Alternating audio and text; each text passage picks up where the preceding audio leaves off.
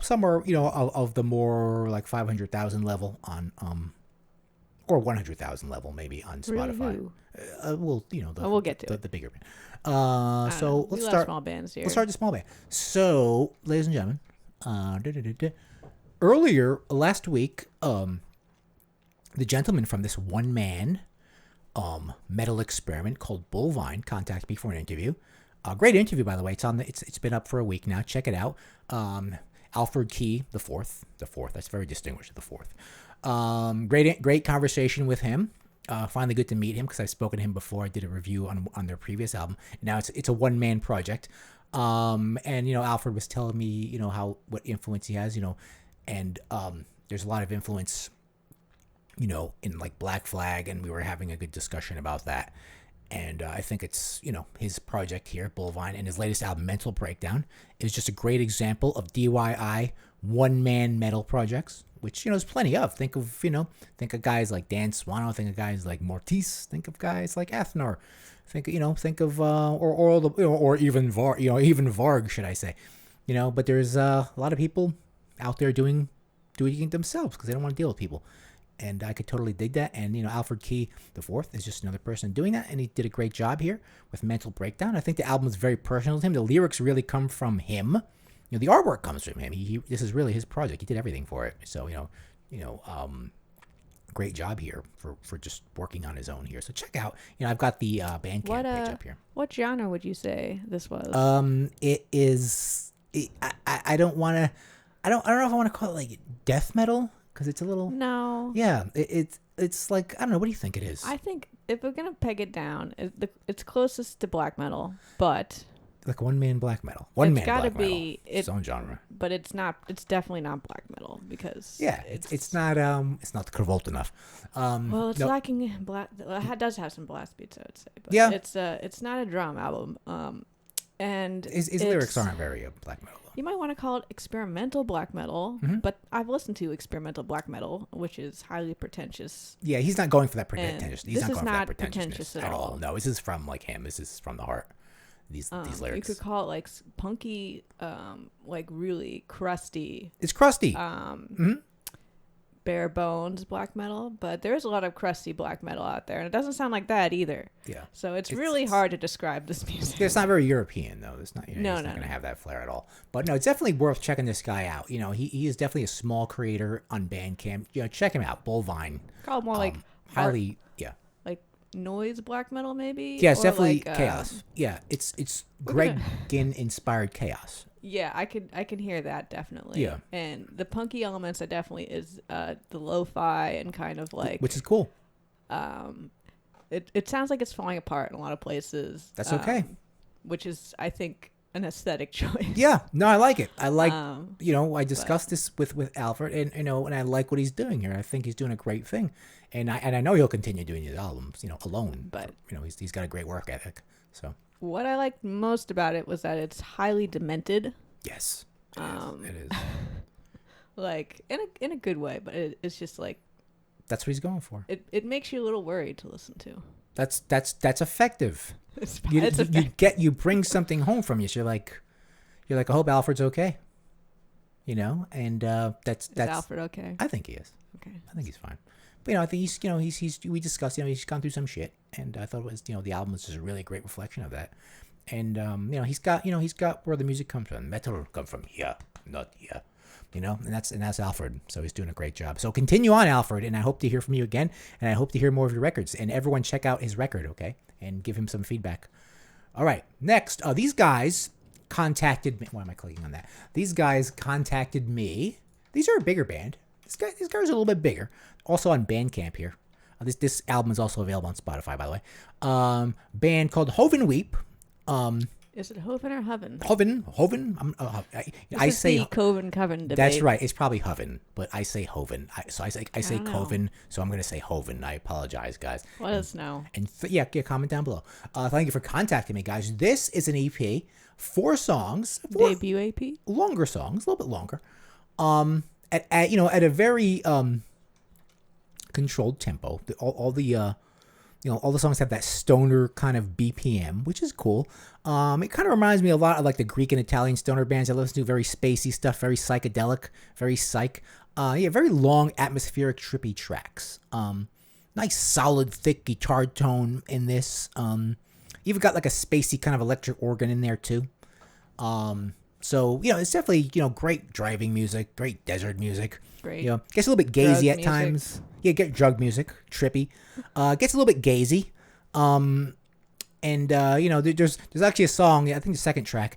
We were driving today and we were listening to it, and I'm like, this sounds like Thin Lizzy, but really slow. They're almost using like Thin Lizzy riffs, but it was like really slow. I was like, this is kind of cool. These guys love their delay pedals. That's all I gotta say. They keep those delay pedals on. So it's kind of gazy a little bit. It's good though. It's trippy. It's spacey. It's deserty. And very consistent. No ups and downs in the BPM, and no surprises. But it's a great soundtrack for a chemically enhanced journey throughout the desert. Yes. These guys are from Arizona, but not very like Gatekeeper, not like Great Creeper though. Not from the same part of Arizona as Great Creeper. Definitely when you think it was going to play at Desert Fest, it's people like this. Yeah, so. exactly. This is a perfect kind of Desert Fest band. Yeah. This is desert music for sure. Yeah, it's a cool band. I'm glad they time. Anyway, the EP is called Salvian Journey. Perfect. Is that referencing Salvia? Yeah, have you ever done that? I haven't. I'm afraid I'll never come back. I have done Salvia. And what happened? I discovered that the Earth is set upon an invisible, vibrating, three-dimensional grid that is holding all of reality together. These guys might have seen that, but I think they took a different route. Thankfully, that only lasted like a minute. Yeah, I think it'll last really short. These guys kept doing it, and they, because the album's not only a minute. I don't recommend you do Salvia a lot. These guys, well, they named an album after it, so. But no, it's definitely worth checking out. I'm glad these guys contacted me. So thank you guys for contacting me. Contact me with your next release. I will keep an eye on you guys. Check them out on Spotify, or get their album on Bandcamp here. Buy it. So very cool. Hovenweep. Comment down below if it's Hovenweep or Hovenweep, guys. I say Hoven because I'm it's because of that movie where the guy's like, it's Coven, not Coven, because Coven sounds like oven, so it's so I call it Coven. It's the same thing, guys. That's that was what American movie was that? I think it was.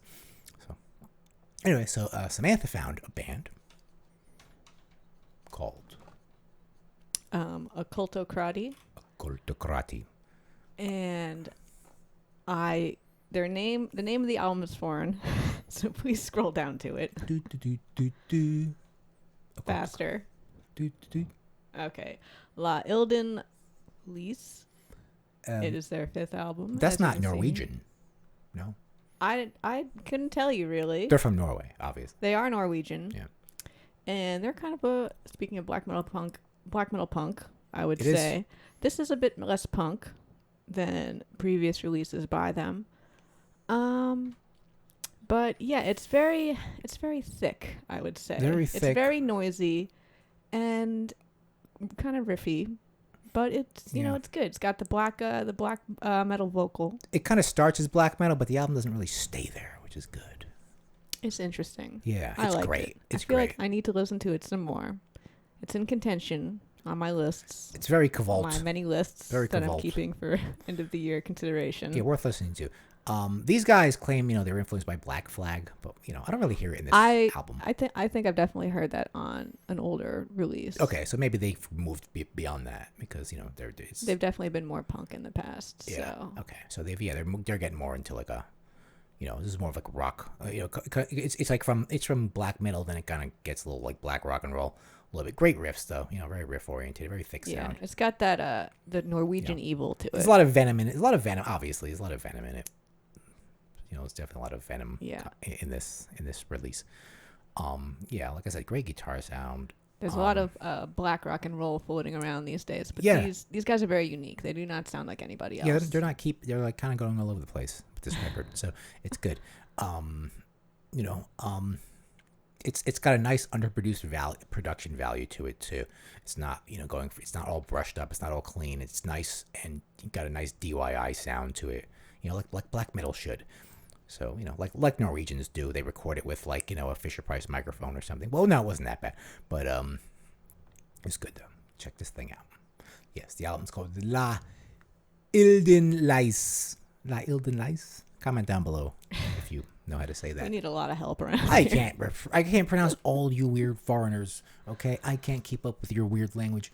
Anyway, that was Okkultokrati. Okkultokrati, not karate, not a cult of karate. I know you wish it was a cult of karate. That would be like a new faction. Daniel LaRusso has to fight on the Karate Kid series. They're like devil worshipping karate guys. Let's move on. That would be awesome. Okay, so what do we got next here? We got another band. Finally. Okay. Just before we go, Tyrant is the stupidest name you could call a band. And I'm not making fun of these guys, but it's the stupidest name for a band. You know why it's the stupidest name for a band? You know why? Very quickly. You know why? Because, look, this is all the bands called... Is there any other... anyone find a name that's used as much as Tyrant? Probably there's one. But we have... Go back to their page. Okay. All right. Let's look at one key note here. Years active or formed in... It's 1978. 1978. These guys They're probably one of the first Tyrants, okay? These guys are kind of doing the pentagram thing, but I don't think they were ever as popular as pentagram, like, ever.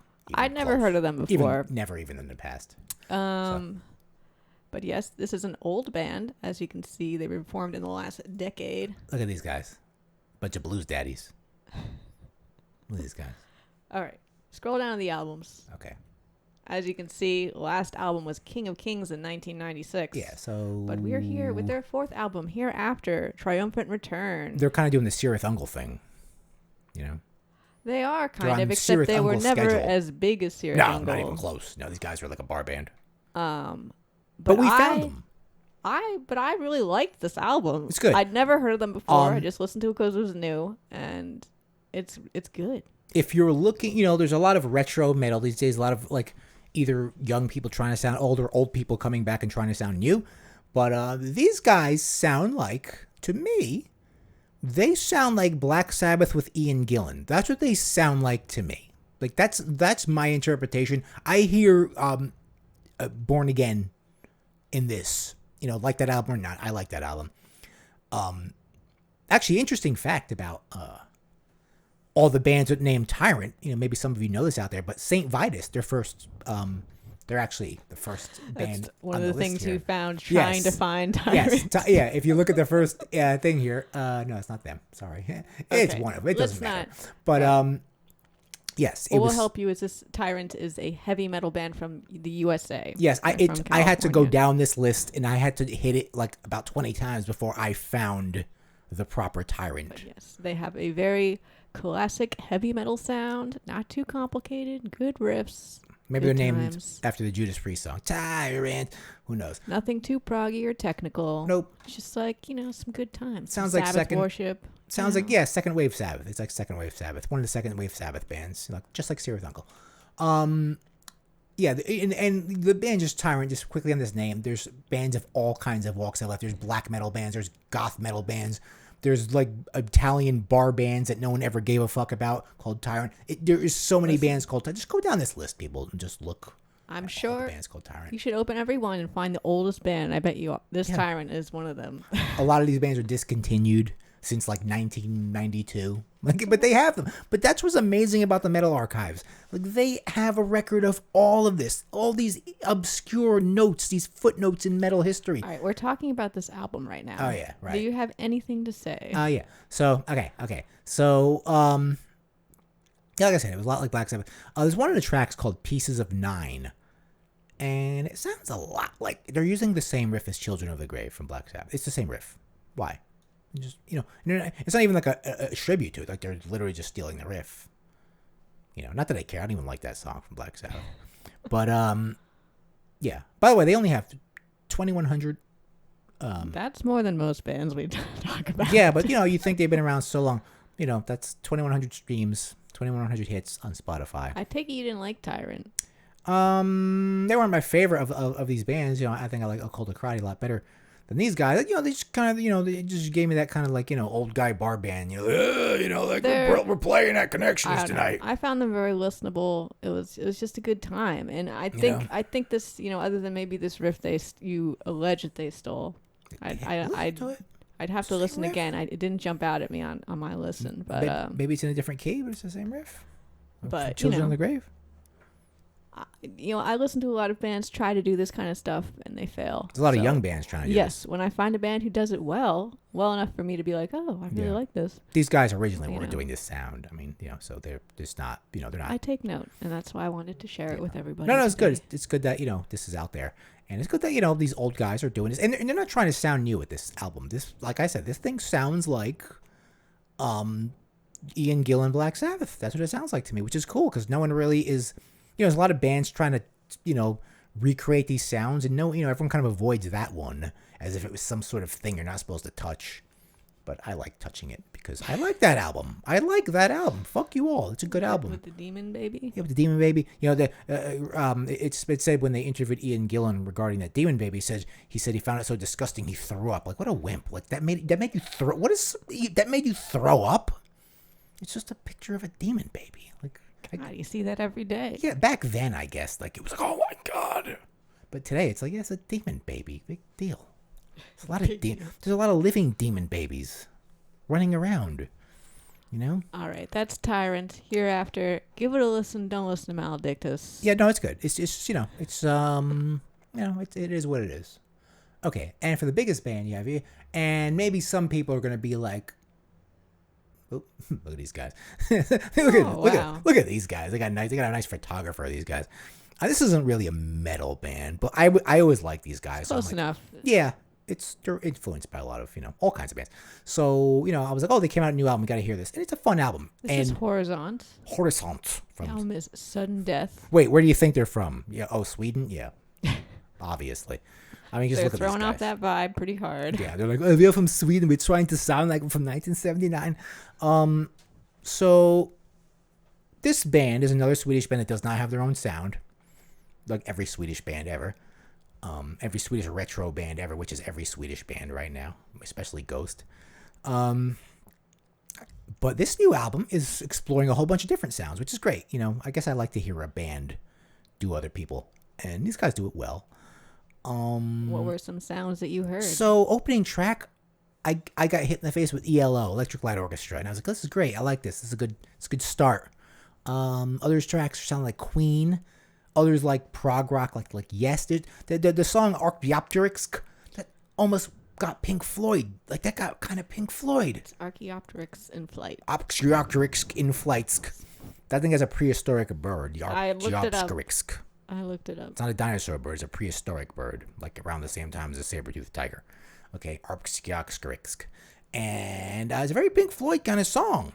Which I was like, whoa, cool. And they have another song kind of sounds like Thin Lizzy, which, a lot of their stuff is done before. And even a song that sounds like Styx, even, had that kind of Styx kind of, feel to it, that real cheesy. Got a lot of influences. Yeah, and my God, it is a long album. It's a little over an hour. It is, I think, very long. And there's a lot of notes. It's a lot of notes. Too many notes. It's it's proggy. It's everything. The human ear can only process so many notes in a given period. It is. It's too many notes. It's a celebration of all kinds of dad rock, this record. Sudden Death, it's called, on Century Media Records. Sudden Death. Did you like it? Yeah, I liked it. I liked it. Some parts get a little bit boring. I liked it more than their first album. Their first album, their first album, they were much more of a blues band, like their early stuff. I mean, wait, is this their second or third? This is like I don't even know. This is like their fifth or sixth album, I think. Don't quote me on that. It's not their second or third. This is like they have a whole bunch of smaller albums, like. Well, their other big album. Yeah, no, their last two albums are definitely big albums. Their last two. I like this. I thought this was way more dynamic. Yeah, no, it is. Okay, sure, they're ripping off a lot of styles, but I don't know. I like all those styles. Yes, out of their last three albums, this is the best one. They've grown a lot, clearly, in their ability to play. Yeah, they're good. And their songwriting. Mm-hmm. And I don't know. It's just very interesting. It is long. Like, it's very taxing to listen to because it's very proggy. And it's got a lot, it's challenging you. It's not an easy listen. I mean, it has easy parts. It has nice parts, but like, there's a lot happening. Yeah, and it's not like as intimidating as like someone like Halas. It's a lot more primitive than Halas. It's not more primitive, but it's a lot. It's not as spacey. Much more of an easy listen than really? This. Oh, for this sure. This is more like a little bit caveman than Halas. Don't you think? A little more blues, a little more blues daddy. It's maybe a little more bluesy, but I don't know. I find it was actually proggier, are more technical than Hollis. I suppose so. It was more technical. Yeah, I guess the note wise. But Hollis is a little more experimental. These guys aren't really experimental. We'd have to do a thorough comparison. Yeah, it's a very different band. Very different band. They've got different sounds for sure. Yeah. I like Hollis better, but I don't know. I did like this album more, and I like Horizont more because of this album. Yeah, of their past 3 albums, which were all big albums, this is their best one. Yeah, I got to see these guys a few years ago at underneath Webster Hall, that club that's underneath Webster Hall. There was like the underneath club, and then there was the underneath club, and they played. It's like in the basement of Webster Hall. Never been to there. Back when they used to be shows. Yeah, it was a good band. They were really good. I wish I went to that. Oh, it was a cool show. It was a really cool show. It's probably like on a weeknight or something. Yeah, it was. It was just like on like a Monday or something. It was like hardly. There was not like a lot of people there. Like there was people, but there was not like a huge amount of people there. Yeah. And they were just hanging out, talking Swedish to each other. They were like, blah, blah, blah, blah, blah, blah, blah, blah, blah.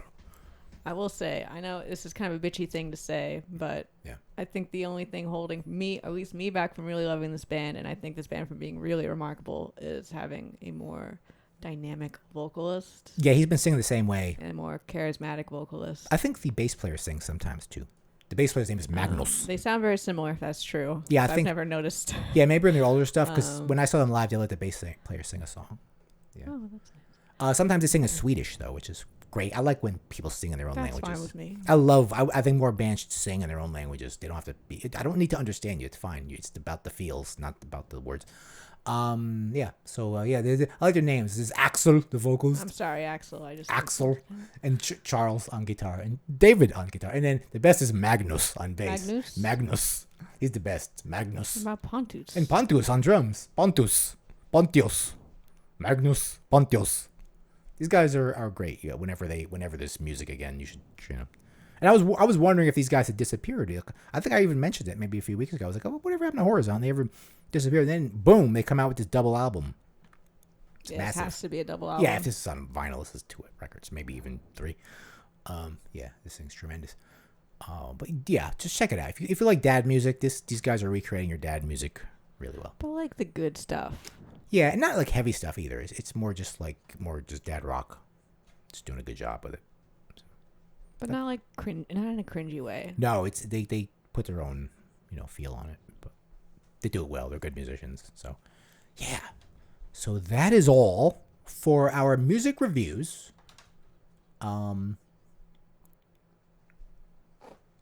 What's next? I think there's news. Is there? I think there's news. Despite all the world burning, there's metal news that doesn't matter.